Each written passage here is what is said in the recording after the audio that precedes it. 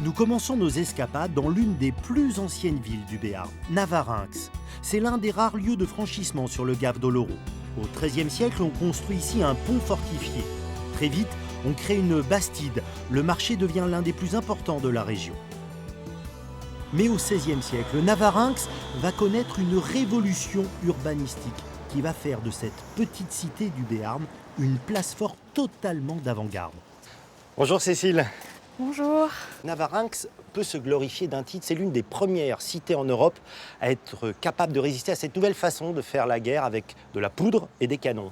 Effectivement, au XVIe siècle, Navarinx va connaître un bouleversement sans égal au niveau de sa fortification qui existait auparavant, mais qui va être profondément changée par Henri II d'Albret, le souverain de l'époque, le vicomte souverain, qui était aussi accessoirement le grand-père d'Henri IV de France, et qui avait déjà un peu espionné ce qui se faisait ailleurs lors des campagnes italiennes où il avait accompagné François Ier, et il avait vu cette nouvelle technologie, cette nouvelle architecture défensive très pertinente et qui répondait mieux à la guerre moderne, aux canons à poudre effectivement, et donc aux boulets métalliques. Alors comment on fait quand on est en Béarn et qu'on sait qu'en Italie, ils savent se débrouiller avec ces nouvelles techniques ? On va effectivement chercher les meilleurs architectes, les ingénieurs qui vont ramener finalement cette technologie. Et en l'occurrence, Henri II d'Albret va chercher Fabrizio Siciliano. Il n'y a aucun doute, il est italien. Complètement, effectivement, et qui va réaliser ce qu'on peut appeler ce bastionnage, cette fortification très nouvelle,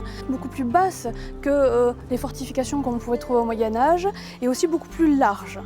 Là, on va avoir effectivement un parement de pierre, mais derrière 4-5 mètres de terre qui vont rendre en quelque sorte ces bastions ou ces fortifications élastiques, qui vont absorber les chocs en fait. Vu du ciel, grâce à notre drone, on aperçoit des formes à Navarinx qui en évoquent d'autres, des demi-lunes, des bastions, des formes qui vont venir pourtant plus tard. Effectivement, un siècle plus tard et qui seront fameuses avec effectivement le fameux Vauban qui va équiper la France de ces fortifications qui étaient très modernes. C'est vous dire la modernité de Navarinx qui un siècle avant va finalement s'équiper là aussi de cette fortification qui était à la pointe de ce qu'on pouvait faire en Europe. Vous allez voir qu'on est allé jusqu'au bout de la pensée militaire de cette époque et ça on va pouvoir le noter si vous voulez bien me suivre. On va découvrir quelque chose d'assez peu connu. Ah, vous me tentez, on y va.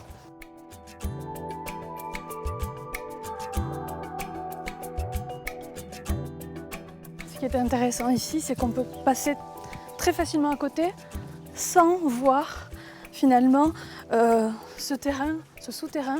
Où est-ce qu'on est exactement là, Cécile ? On est dans le bastion des contre-mines. Imaginons un siège et effectivement ici on est dans la partie de Navarinx qui serait la plus sensible à une attaque. Donc pour éviter cette attaque, on va creuser ce souterrain pour écouter quoi ? La possibilité qu'on fasse sauter le bastion en creusant des mines en sous-sol.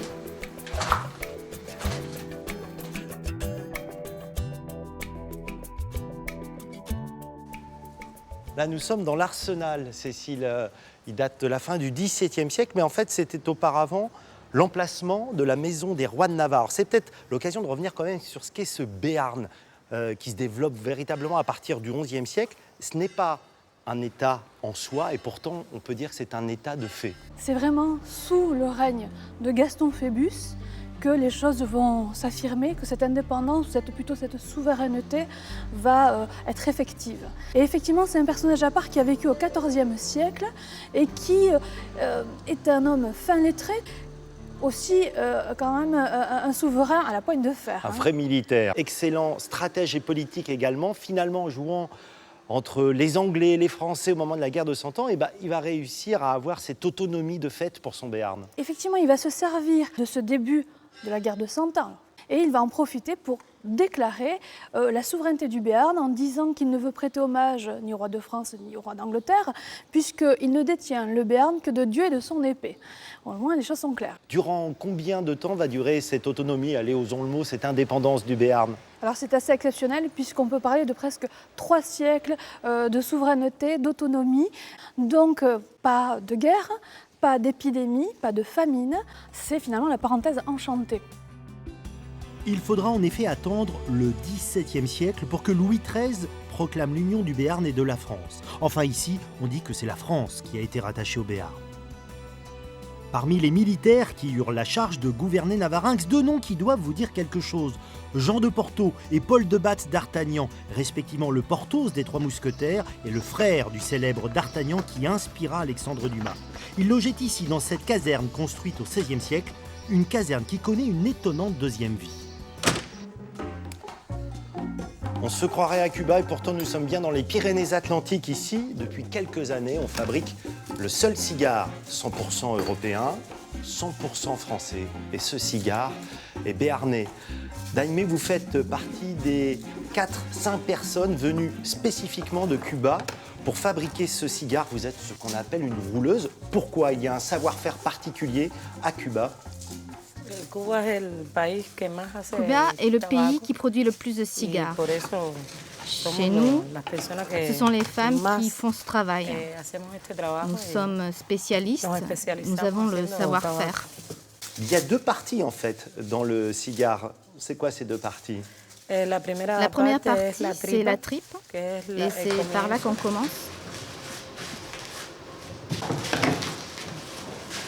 La seconde partie, c'est la cape. Et après, c'est fini.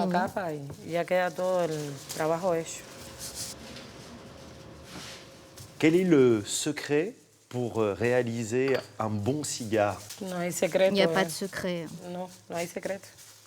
On le fait ici comme on le fait à Cuba.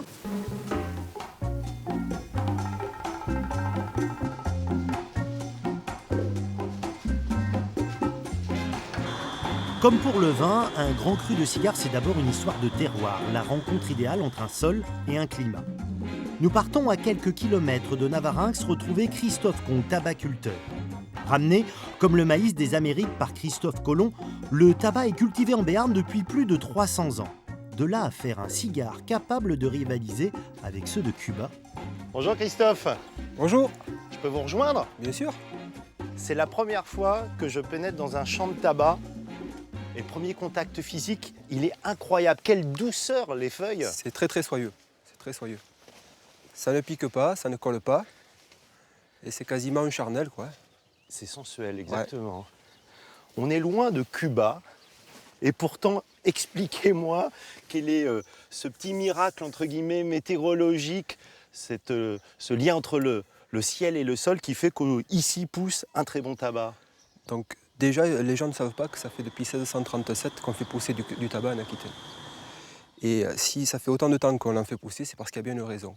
La raison, c'est qu'on a des conditions pédoclimatiques, c'est-à-dire de sol et de climat, qui font que c'est adéquat à la pousse du tabac. On a vu qu'il y avait deux types de feuilles importants pour faire un cigare. Là, on est sur quelle partie? L'intérieur ou la cape? Sur la parcelle qui pousse à ciel ouvert et qui va servir à faire les intérieurs du cigare. Ça s'appelle donc la tripe. Et ensuite, nous avons une partie qui est cultivée sous filet, où on tamise la lumière pour faire les extérieurs des cigares. Je dirais c'est un peu la partie visuelle, le paquet cadeau, quoi. En fait, moi, ça fait 11 ans que je travaille avec un tabaculteur cubain.